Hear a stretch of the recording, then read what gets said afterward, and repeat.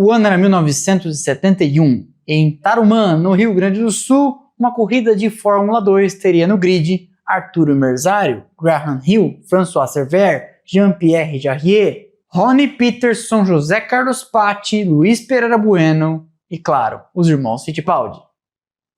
Isso mesmo. E você está em Pequenas Grandes Histórias toda semana aqui no Splash and Go. Você já sabe uma pequena história da Fórmula 1. Ou não, desde que seja rapidinho, é legal de contar, é bacana de saber. Vamos lá. Muita gente talvez não saiba que em 1971 o Brasil foi sede do primeiro torneio internacional de Fórmula 2. E cabe aqui explicar uma coisa. Àquela altura, a Fórmula 2 não era, como hoje, apenas uma divisão de acesso da Fórmula 1. Pilotos de Fórmula 1 corriam de Fórmula 2. Era uma categoria, como qualquer outra, que podia ser disputada em paralelo. E vários disputavam. Jim Clark, inclusive, morreu em 1969 em Hockenheim, numa prova de Fórmula 2. O festival que aconteceu no Brasil teve etapas disputadas em Interlagos e Tarumã, no Rio Grande do Sul. Por um momento, o Brasil foi o centro do automobilismo mundial, com nomes de peso correndo aqui. A Fórmula 2 era, na época, a categoria mais importante, exceto a Fórmula 1. O Brasil da época já tinha começado a fazer seu nome com os irmãos Fittipaldi e Carlos Patti correndo nas divisões de acesso lá na Inglaterra. Interlagos e Tarumã fervilhavam de atividade e o piloto Rui Amaral Jr. fez um relato que eu encontrei na internet para vocês, descrevendo o cenário. Parte importante do automobilismo mundial veio ao Brasil para o primeiro torneio internacional de Fórmula 2. Eu tinha começado a correr naquele ano e, para mim, andar pelos boxes em Interlagos e cruzar com aqueles pilotos que eu tanto admirava era algo indescritível. E os nomes dispensam apresentação.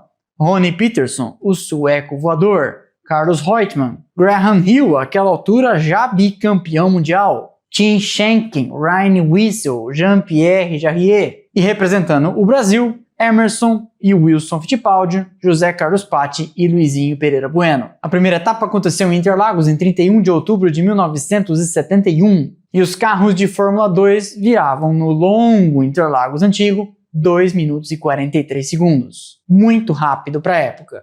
Uma semana depois, em 7 de novembro, a segunda etapa aconteceu novamente em Interlagos e pela segunda vez, Emerson Fittipaldi faturou. Ele já tinha ficado com a taça na primeira corrida. Depois de 2 etapas em São Paulo, a Fórmula 2 seguiu então para a cidade de Viamão, na Grande Porto Alegre, onde fica o circuito de Tarumã.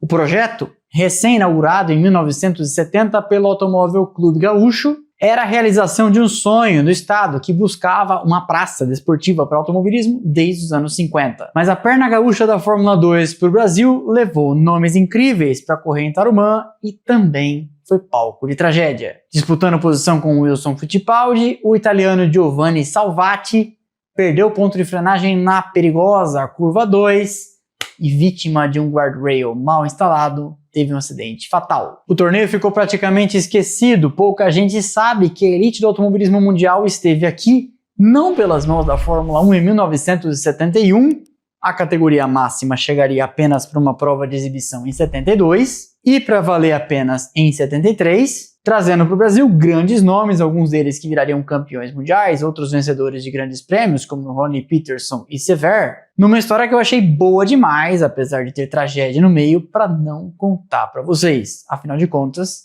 você já sabe. Essa foi então mais uma pequena história do Splash and Go no YouTube. Eu espero que vocês tenham gostado. Deixa o like que é de graça. Não custa nada, ajuda demais o canal, quer abraçar pra mim, quer abraçar pra nós. E eu te vejo aqui nos próximos vídeos e lá no Instagram, Twitter, Threads e TikTok, onde tem conteúdo o tempo todo. Então passando aqui os arrobas, o link está lá embaixo na descrição. Para não perder nada do que a gente faz por aqui, temos canais de notificação, Instagram, Telegram e WhatsApp. Link lá embaixo também, onde você entra e passa a receber recadinho automático no seu telefone, no instante em que eu publico cada um dos conteúdos. A gente se vê por aqui, no próximo vídeo, a gente se vê por lá, o tempo todo. Valeu e aquele abraço.